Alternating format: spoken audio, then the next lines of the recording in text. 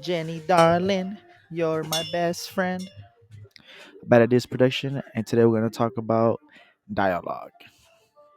And what I mean by that is specifically my dialogue and what has influenced me to write the way I write. What's my style, how I go about writing dialogue in general, and my inspirations. See how their style has bled into my work, and then see what my overall style even is. So people that I'll watch on YouTube would say that when you first start screenwriting, you want to imitate your favorite writers and then go from there and build your way from there. So at first I'll write like Quentin Tarantino, who's one of my favorites, Seth Rogen because I love Superbad.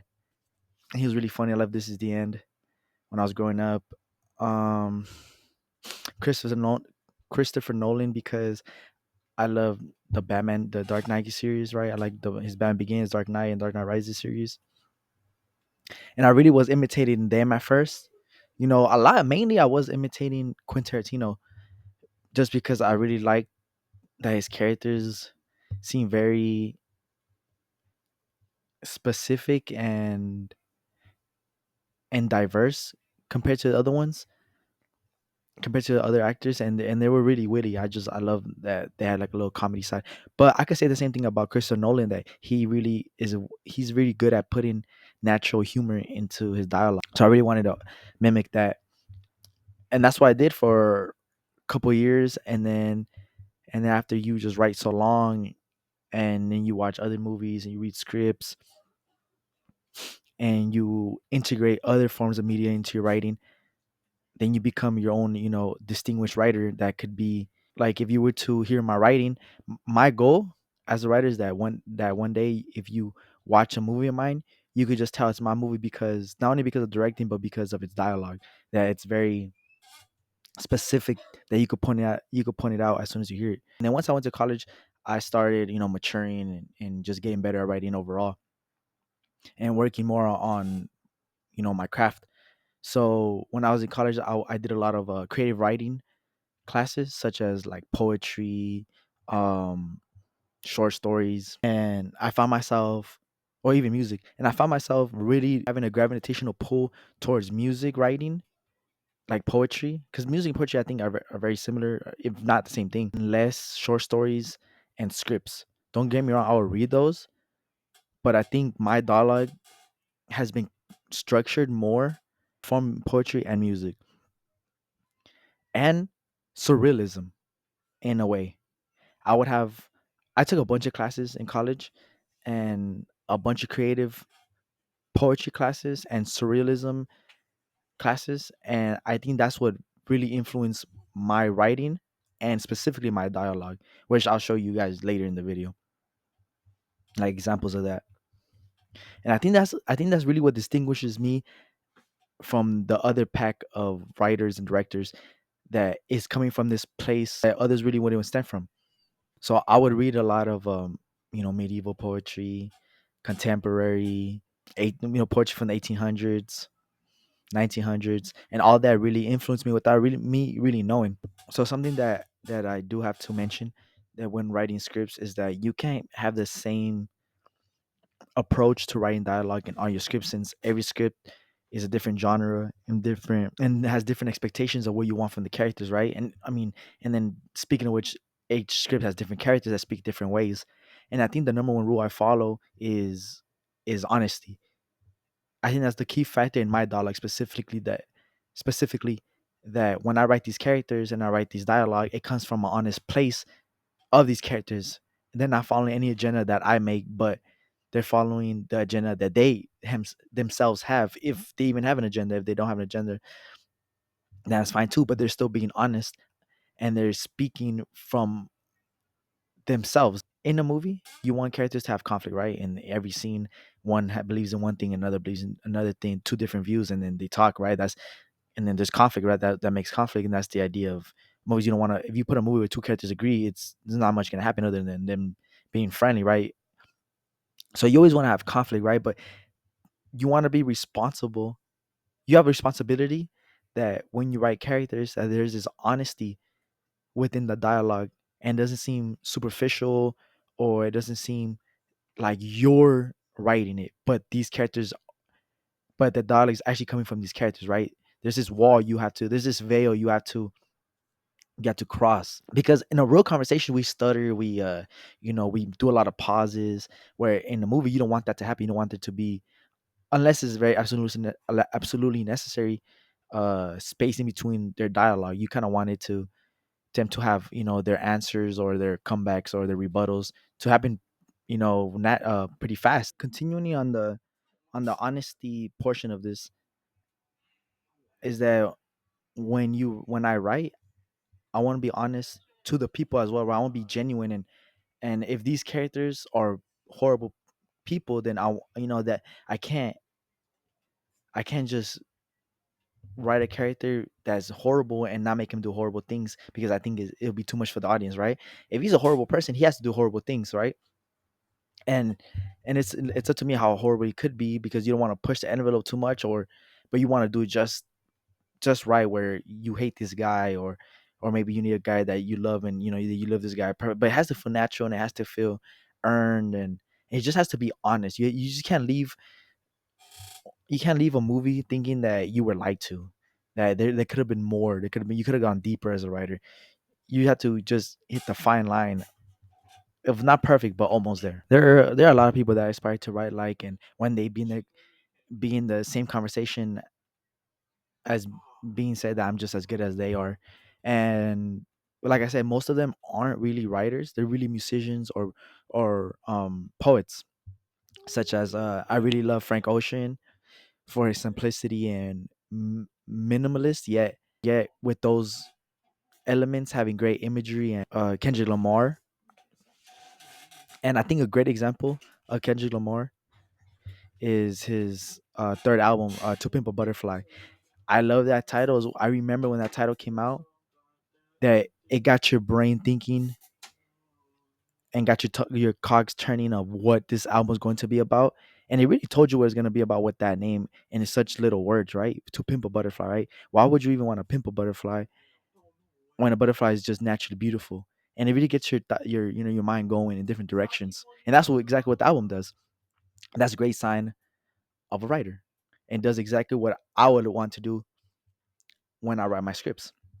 I want to invoke this idea of you want to dissect these words. You want to think in between the lines, think deeper and deeper, and just want to be in this world longer, right? Because of that. Okay, so now we're going to get to the portion where I talk about some great quotes and things that I wish I have written. I want to mention like the indie band Mazzy Star.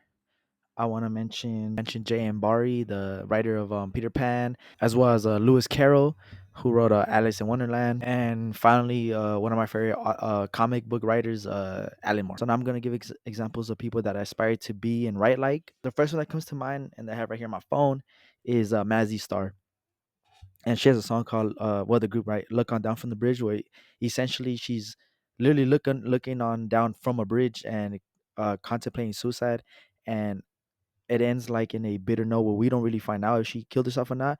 But one of my favorite lines from here is, "Everybody seems so far away from me. Everybody just wants to be free." And those two lines invoke so much emotions that you could really.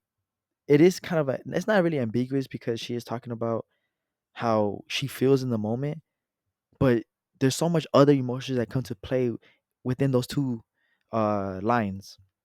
A great representation of great minimal writing. The next one is, we're gonna go to Alan Moore. This is Swamp Thing. I'm not sure what issue this is. In this particular issue, the main character, Swamp Thing, the titular Swamp Thing, he is burying his old self, because up to this point, I'm just gonna recap it. Up to this point, he believes that before Swamp Thing was Swamp Thing, he was a guy named he was a human, right? And then the human became Swamp Thing. But up to this point, he believes that he is still that person, where he's really not. He's actually just Swamp Thing, but with the memories of the person that he once was. And now At this point, he's gonna go bury his old self, and this is the scene that happens. So it begins with the first panel where he's looking at himself essentially, and then he tries to swing at him, and he finds out it's just a ghost, right? Nothing, an empty space making an empty space makes empty gestures, and I have dug an empty grave to fit a vanished body. Down at the next page, but that is what you were trying to tell me, isn't it? The body don't vanish. The body didn't vanish. The mind, it was the mind that vanished, vanished into the greenery that absorbed the spoiled flesh, creating a new organism, creating me. The mind vanished and the flesh vanished, but the bones remained. And I just find this to be some of the best comic writing that you could possibly find. And he says so much in so little. Like it looks like a lot, but it's really not. Like he's saying so much with how he's comparing just the mind, how he's truly nobody. He's not really a person no more because he believed throughout this whole time he's believed that he was a person who just became this monster, right? But now at this point he's accepting that he's just Swamp Thing. He's not a human no more. He has these memories of who he once was, but is he can't like those memories aren't him. Those memories are of the person. He is Swamp Thing, and then this 2 pages tells that perfectly. Oh, another one right here. This is one of my favorite quotes by Lewis Carroll, who wrote the author of Alice in Wonderland. Who in the world am I? That's the great puzzle. I think this is more simple, and I just really enjoy this one because this one was posted when I was avid tutor. It was posted on the history teacher's wall for so long, and it just always just made me think. That's the great puzzle. Like I love that word that puzzles in there because it really invokes the idea that we need to figure it out and figure out who we are, right? So now I do want to talk about J. M. Barrie. He was the author of Peter Pan. His quote goes, "Children have the strangest adventures without being troubled by them. For instance, they may remember to mention, a week after the event happened, that when they were in the wood, they had met their dead father and had a game with him." And I'm not really sure why I like this quote. I just really enjoy how it's structured, its syntax, its diction.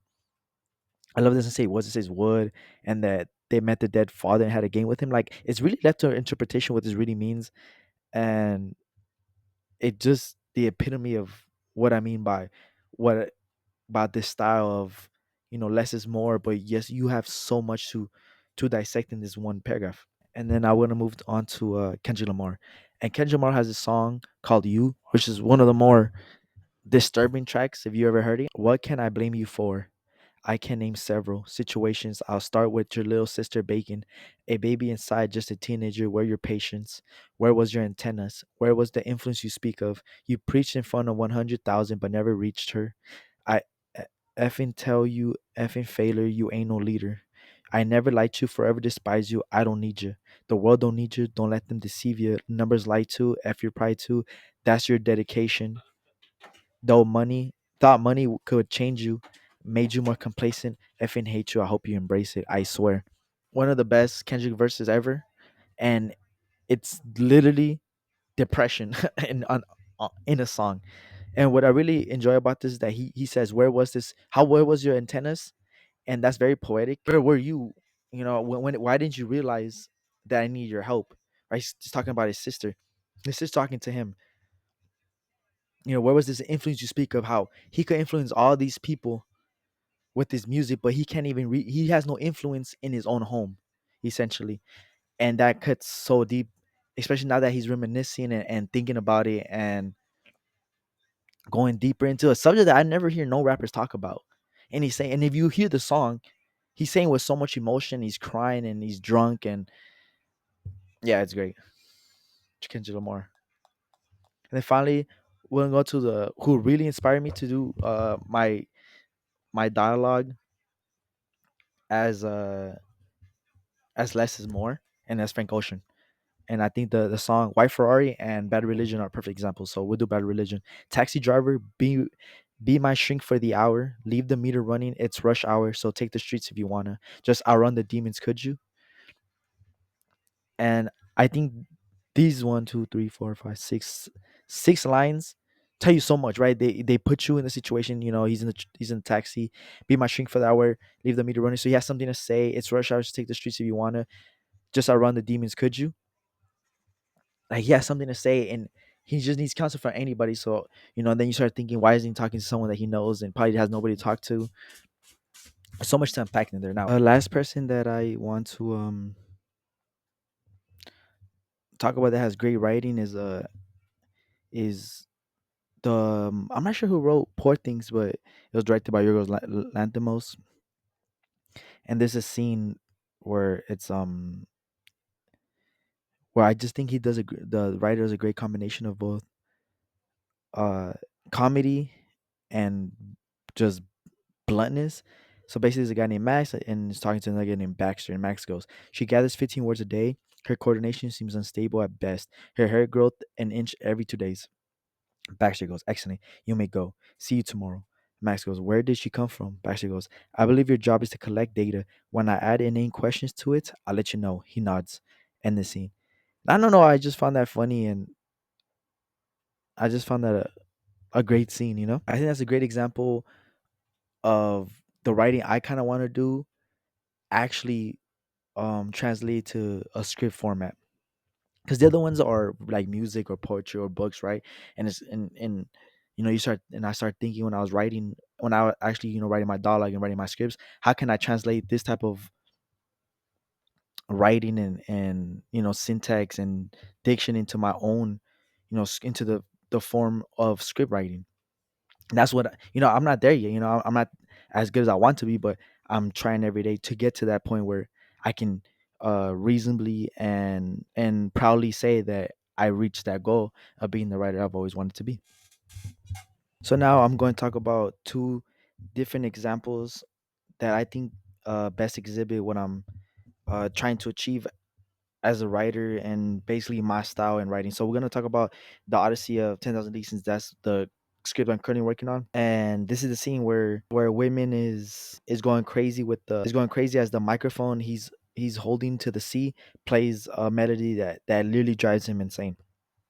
So he goes, microphone's booming, its melody. Women sits, glances at the light switch. He puts his fingers on it. So essentially, he doesn't want to do that because it might scare away the Loch Ness monster, and that's what that's not what he wants. He wants to attract them. Could be today. He puts his finger down. Drink by his side. He takes a sip. Could be tomorrow. And then we go back to so time has passed. The black of the sea. We pull out. The camera keeps moving backwards, right? The door into the helm is open. The ineffable music coming from the microphone wanders into the entirety of the solote now. Women opens up the cabinet with alcohol galore. He picks a bottle, glances at the cup, but takes the entirety of the bottle instead. If I must wait, and that I do, I'll wait. Women tries to read a book. If I must wait under the instruments of a black hole, I'll wait. Women can't focus. He takes a couple drinks. If I must wait, bludgeoned by the cords of ink, I will. He has now found focus and reads. If I must wait. The end. And I think this scene is specifically what I want because it's poetic. It tells you what you need to know in a manner that isn't so in your face as just saying, "Oh, I'm going crazy" or "I must wait." Like adding these extra lines, I think does a job, at least in my head. And I think I did a decent job doing that and depicting him going mad. So the second scene is in my last no 2 scripts ago called Flaming Trees, where essentially this is literally the first scene of the movie, and basically a girl becomes a vegetarian and it ruins her life. Fading backyard garden. Cloudy day. The sun tries its best to peek out, but no dice. A slight hum of the wind can be heard. We see Jen, 18, raven hair, almost pale skin, and joyous demeanor. In the distance, picking out some vegetables. An umbrella of trees above her. Conversations are muffled in the background. Inside a house we have yet to see. A slow POV snakes towards her with the beginnings of a haunting scar rising.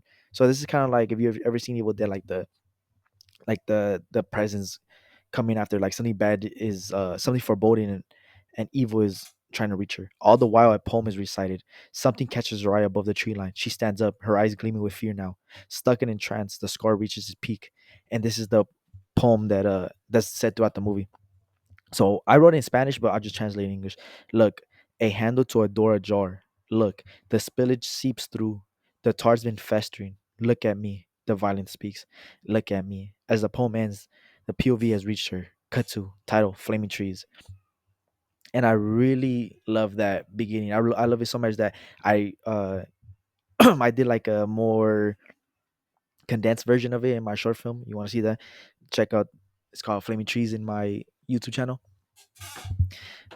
But I really love that dialogue because it really is a poem, and I get to write a poem in a movie, and I love screenplays and scripts because I get to do that. I get to innovate and put all sorts of mediums into one.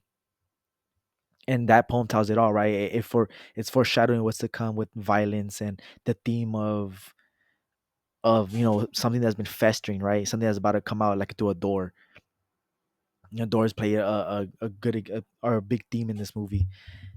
And yeah, so that's really all I have to say about my dialogue and how I, what influenced me, and how one day I want to be, have such great dialogue that as soon as you hear in a movie, it's recognizable. And yeah, it's not where I want it to be yet, but one day it will. And yeah, Bad Ideas Productions.